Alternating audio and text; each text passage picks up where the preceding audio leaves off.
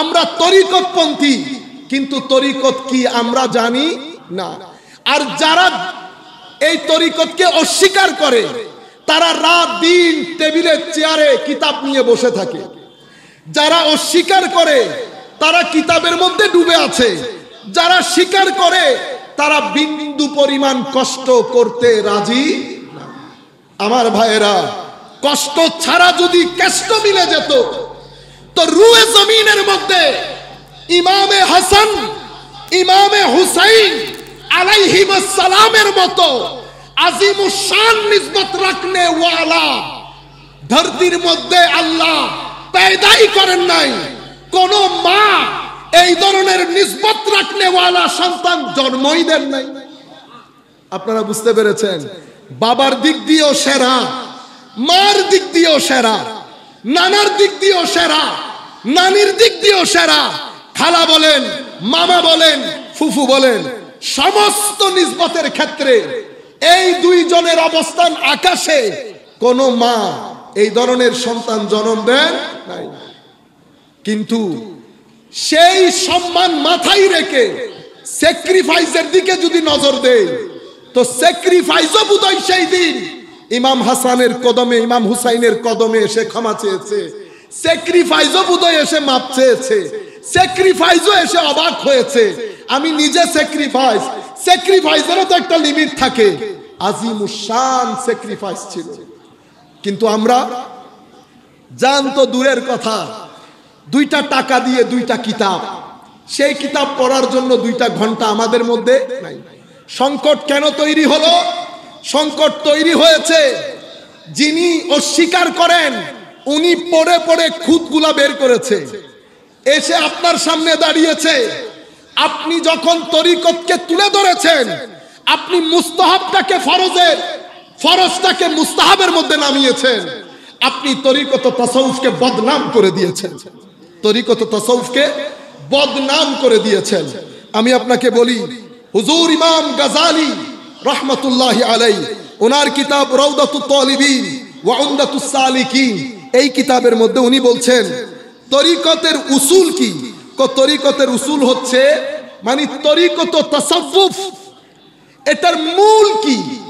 মূল হচ্ছে হালাল খাদ্য গ্রহণ করা, ওয়াল ইক্তিদা বিরাসূলিল্লাহ সাল্লাল্লাহু আলাইহি ওয়াসাল্লাম ফি আখলাকিহি ওয়া আফআলিহি ওয়া আওয়ামিরিহি ওয়া সুনানিহি। আর আমার নবীর অনুকরণ, অনুসরণ, আনুগত্য করা কিসে?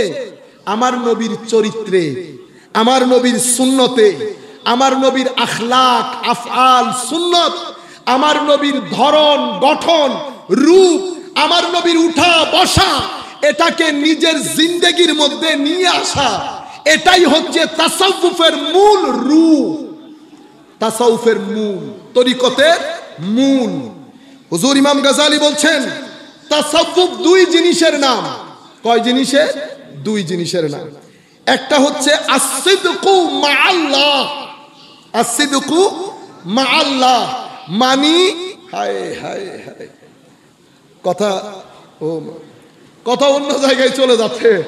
সুফিয়ায়ে কেরামের তাওহীদ, আল্লাহর আমাদের তাওহীদ, আমাদের বলতে উলামায়ে কেরামের তাওহীদ, 2 তাওহীদের মধ্যে অনেক ফারাক।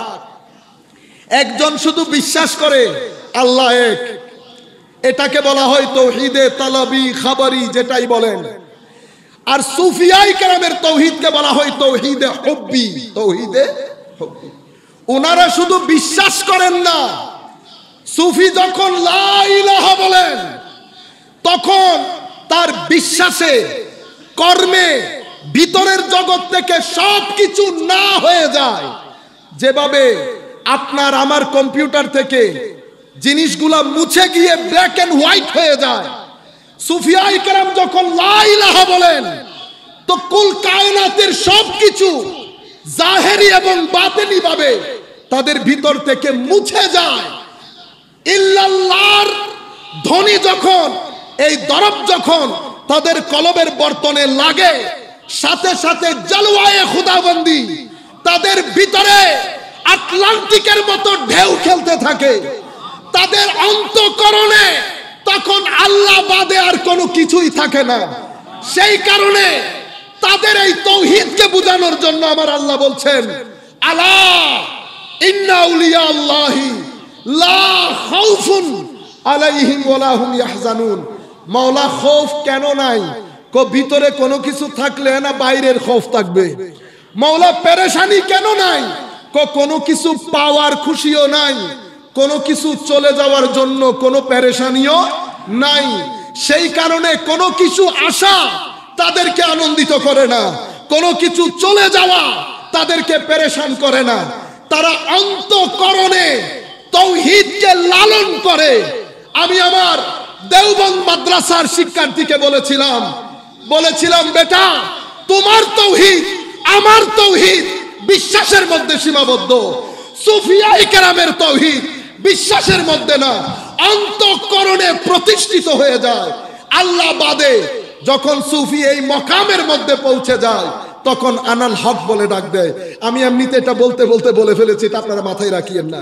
সম্মানিত উপস্থিতি, আসসিদকু মা আল্লাহ মানে নিজের ভিতরকে ভুলে গিয়ে সব জায়গায় আল্লাহর কুরবতকে ধারণ করে, সেই কুরবতকে খাশিয়াত এবং খৌফে রূপান্তরিত করে আল্লাহ রাব্বুল আলামিনের রেজামন্দির মধ্যে ফানা হয়ে যাওয়া, এটাকে তাসাউফের মূল রূহ বলা হয়। আর একটা কি ওয়াহুসনুল মুআমালাতি মা'আন নাস, মানুষের সাথে হুসনে মুআমালা করা, মানুষের সাথে সুন্দর আচরণ করা, এটা তাসাউফের মূল রূহ, তাসাউফের উসুল। এটা তো হুজুর ইমাম গাজালি বলেছেন। আপনি যদি মাইজবান্ডার তরিকার উসুল হুজুর আল্লামা দেলওয়ার হুসাইন মাইজবান্ডারি কিবলা কাবা রাহমাতুল্লাহি তাআলা আলাইহি ওয়া নাফা'না বিউলুমিহি ফিদ দারাইন আমিন, উনি বলেছেন উসুলে সাবা দিয়েছেন, দেন নাই? এই উসুলে সাবা ইতোপূর্বে জুনাইদ বুগদাদি, এরপরে ফুদাইল ইবনে ইয়াস, এরপরে ইমাম গাজালি, যেহেতু কথাগুলো কালকে বলেছে আজকে রিপিট না করি, ইবনে খুলদুন, এই বিষয়গুলোকে হুজুর আল্লামা দিলওয়ার হুসাইন মাইজবান্ডারি রাহমাতুল্লাহি আলাইহি উনি আমাদেরকে দান করেছেন। আমি আপনাদেরকে কথাগুলো কেন বলছি? আপনি যখন ফরজের জিনিসকে মুস্তাহাবে নামাবেন, মুস্তাহাবকে ফরজের কাতারে তুলবেন, আপনি বদনাম করবেন। কি করবেন? সংকট তৈরি করবেন, সংকট তৈরি করবেন। এই জায়গার মধ্যে এসে সংকটের তৈরি হয়। আমি আর কথা না বাড়াই, শুধু একটা কথা এখানে বলি, আমার ভাইয়েরা, সুফিয়ায়ে কেরামের কিছু কথা, এগুলাকে সাতহিয়াত বলে।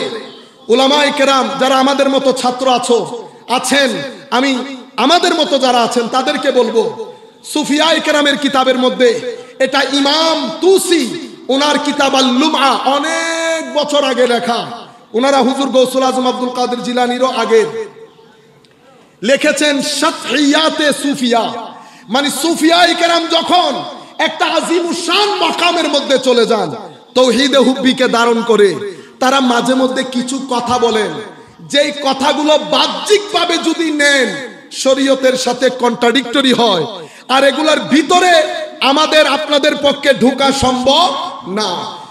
হযরত বায়জিদ বুস্তামি এই ধরনের কিছু কথা বলেছেন।